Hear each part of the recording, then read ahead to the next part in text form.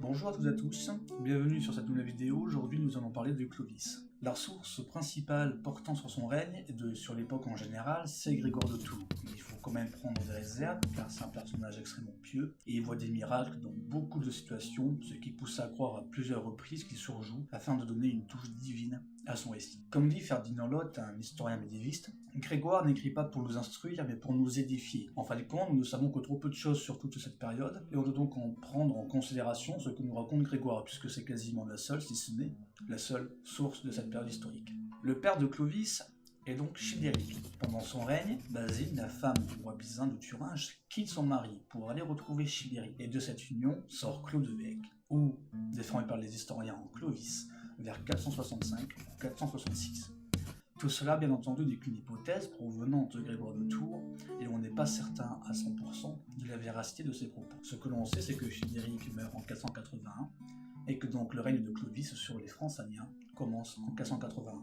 Clovis a 15 ans lorsqu'il est nommé roi des Francs-Saliens, régnant sur la région de Tournai. Cependant, ce n'est pas le seul roi franc.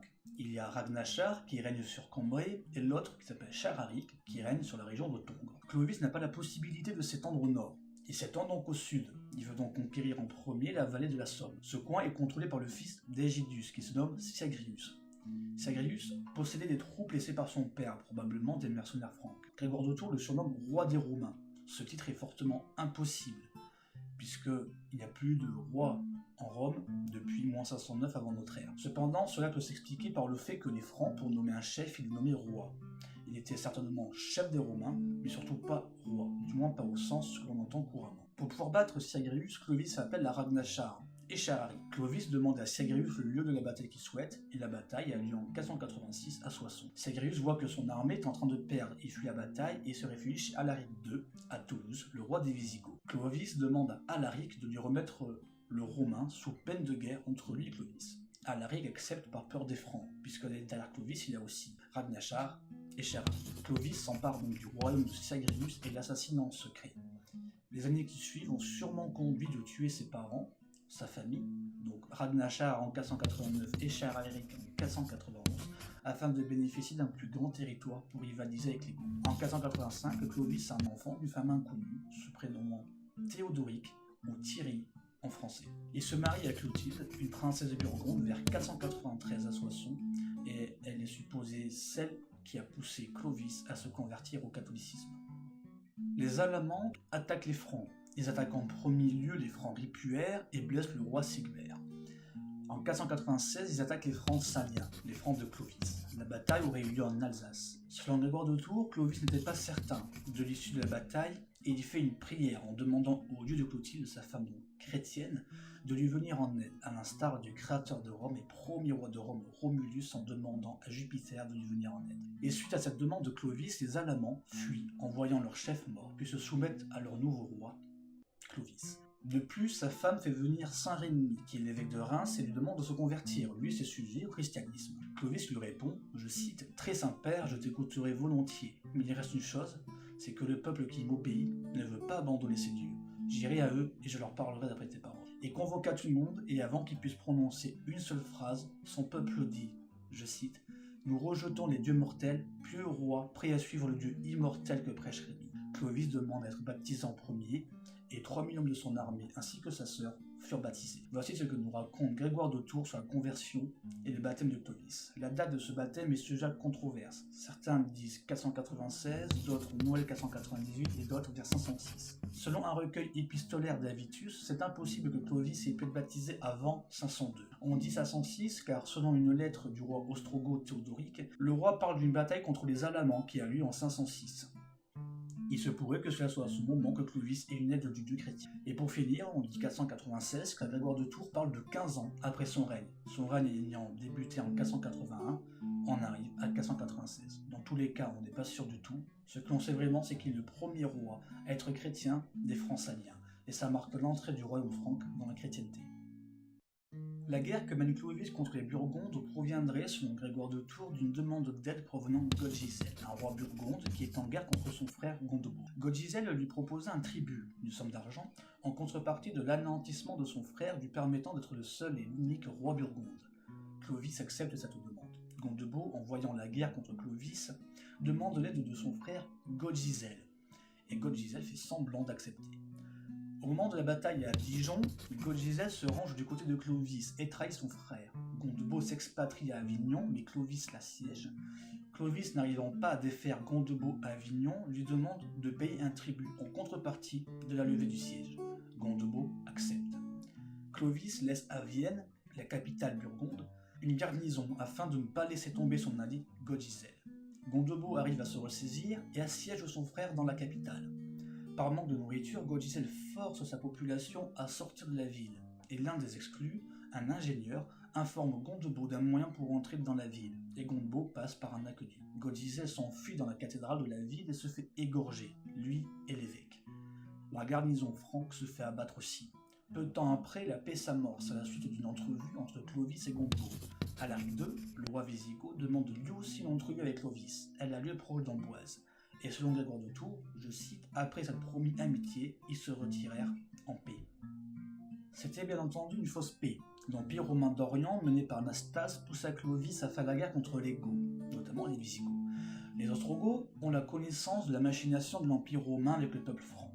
Il s'allie par des mages royaux au royaume germanique et il prévient surtout par une lettre Alaric II. Il prévient aussi le royaume burgonde et il finit par envoyer une commission voir Clovis et lui dit « Qui méprisera mes conseils apprendra qu'il aura à compter avec moi et mes alliés. » Clovis en réponse attaque les Visigoths.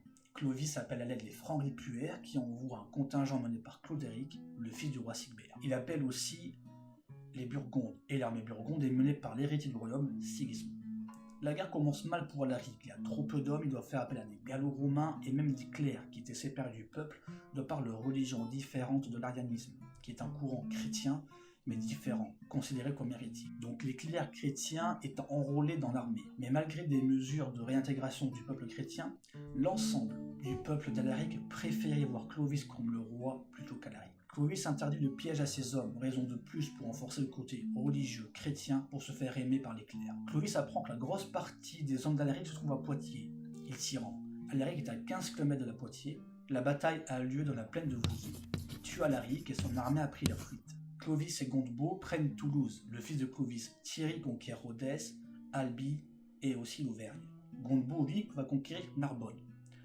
Clovis, durant l'hiver 507-508, il prend Bordeaux, puis va remonter dans le nord en prenant Angoulême et Saintes en 508, puis il rentre à Tours. À Tours, il reçoit l'ambassade de l'empereur Anastase, il reçoit le diplôme honoraire de consul, une tunique couleur pourpre et un diadème. Grégoire de Tours enjôla encore une fois, et cela pouvait nous faire croire que Clovis était devenu l'empereur des Francs. Or cela est faux, et le diplôme de consul est une distinction de second ordre. Ce royaume avait pour capitale Cologne.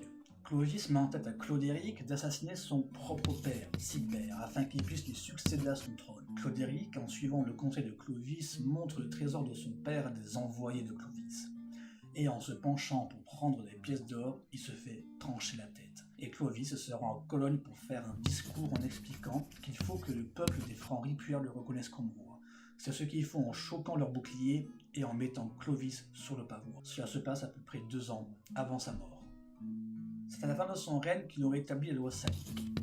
Clovis est faible, malade, il ne peut pas aider ses alliés les Burgondes contre les Ostrogoths. Clovis établit le concile d'Orléans le 10 juillet 511, exactement la même année que sa mort. Le concile est présidé par Clovis, qu'on peut le qualifier par le seul et unique Regnum Francorum, ou en français, roi franc.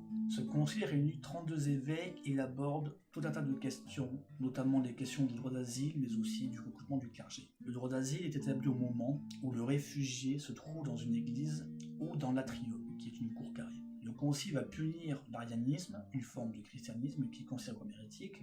Ils essaient tout de même d'intégrer des clercs ariens. Clovis décède à Paris le 27 novembre 511 d'une affection aiguë. C'est à partir de Clovis que l'on peut voir la vraie France, une France unie.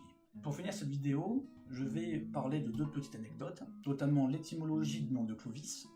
Alors, le nom Clovis a évolué au fil des siècles. La signification de Clovis, c'est « illustre la guerre » ou « illustre dans la bataille ». Clodovec dérive du francique Chlodovig, dont la racine Chlod ou Old veut dire « illustre » et Vig veut dire « guerre » ou bataille, voire même combat. Chez les Carolingiens, il est passé de Clodovec en Clodovicus, puis en Lodovicus, pour devenir Ludovicus, et pour finir en Ludovic. En France, le nom Ludovic devient Lodoïs, puis Louis, pour finir en Louis.